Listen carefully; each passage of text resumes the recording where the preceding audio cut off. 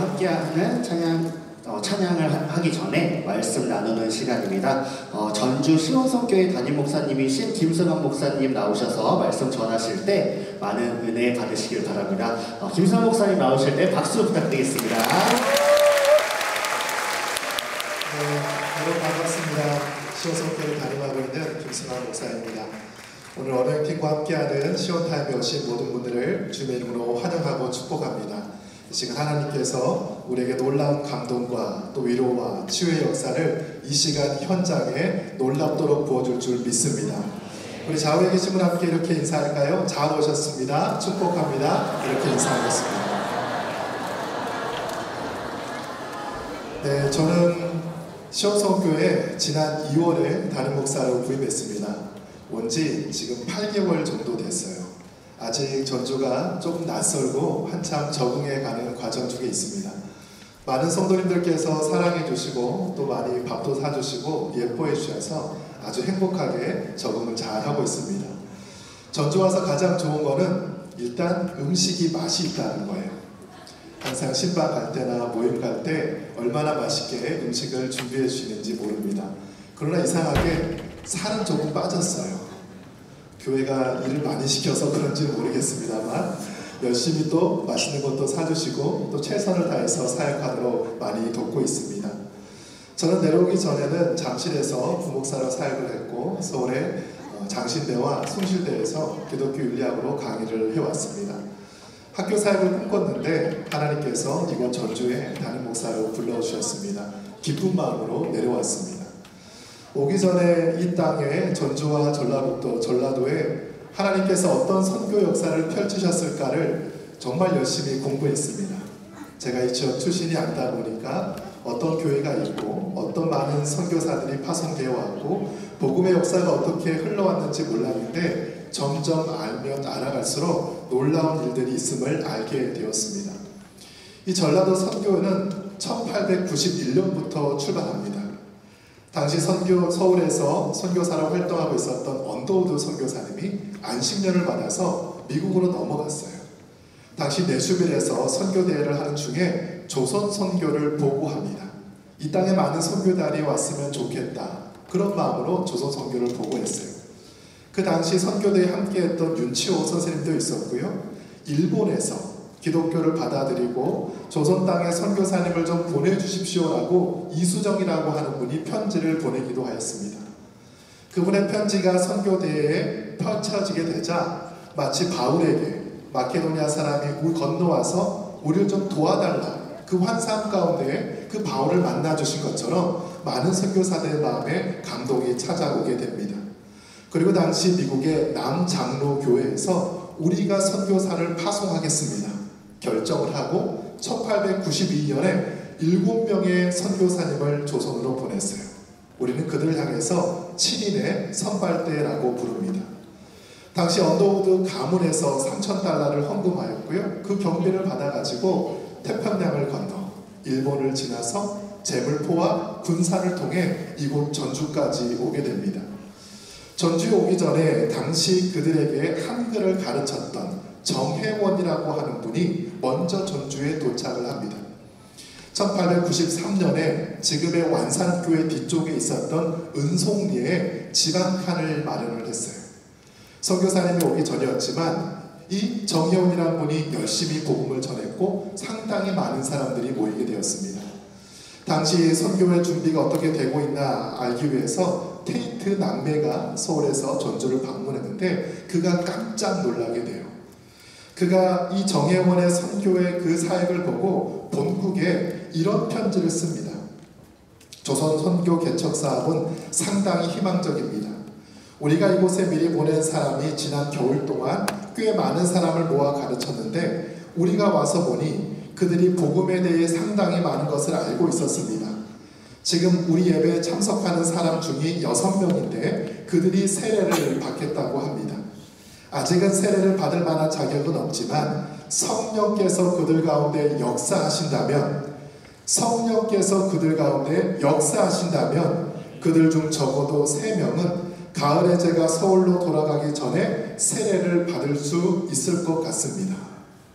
테이트 선교사가 미국에 이런 편지를 보냈습니다. 그러나 안타깝게 선교사님의 세례는 이루어지지 못했어요. 당시 동학에 전쟁이 일어나면서 정부군과 동학군 사이에 큰 싸움이 있었습니다. 2년 가까운 싸움으로 전주 성의 3분의 1이 무너졌어요. 집도 무너지고 가옥도 불타고 더 이상 선교가 진행되기 어려운 상황을 맞이합니다. 2년 뒤에 선교사님들이 다시 전주에 왔는데 그래도 희망을 잃지 않고 큰 송 위에다가 다시 집 2칸을 더 사게 됩니다.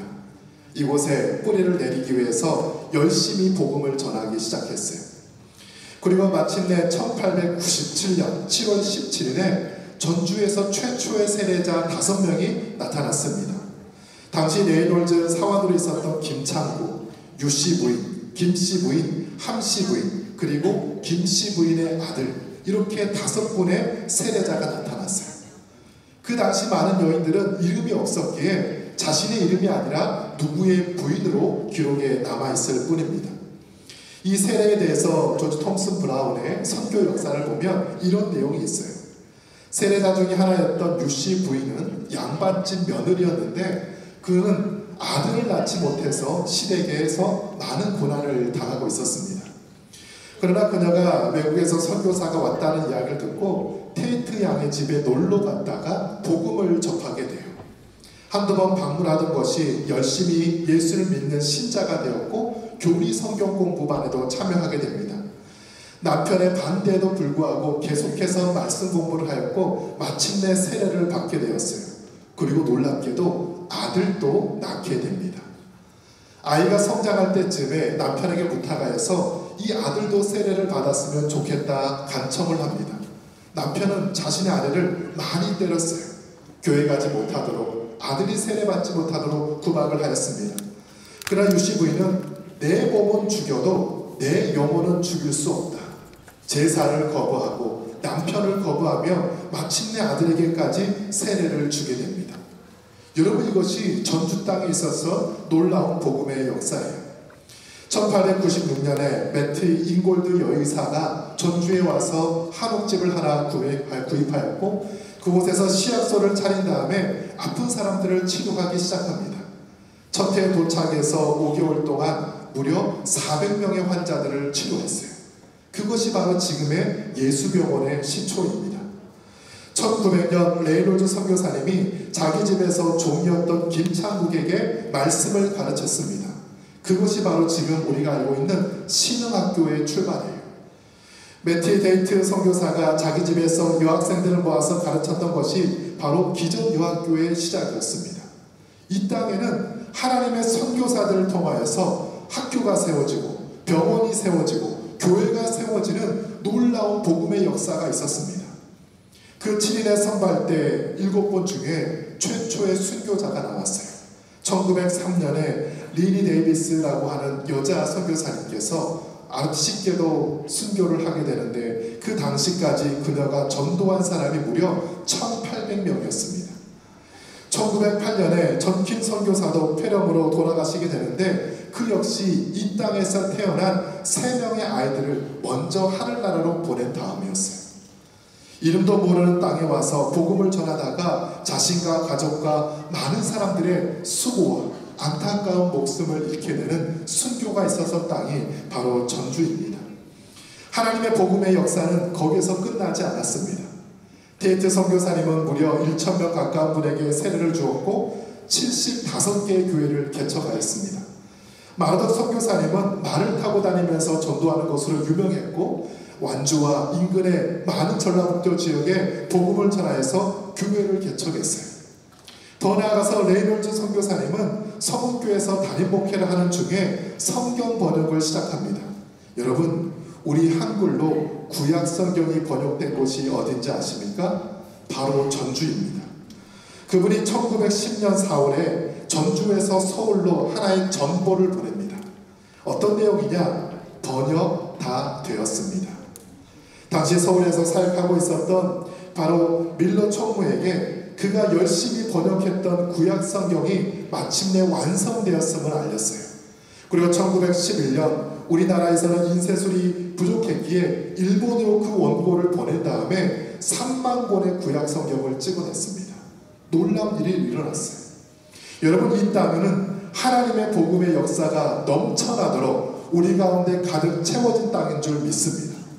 수많은 선교사님들이 와서 복음을 전하였고 교회를 세웠고 학교를 세우고 많은 연약한 자들을 고치고 회복시키면서 하나님께서 함께 하셨던 놀라운 부흥의 현장이 바로 이 땅에 있어요. 우린 지금 130년이 지난 다음 그 복음의 빚진 자로 살아가고 있습니다.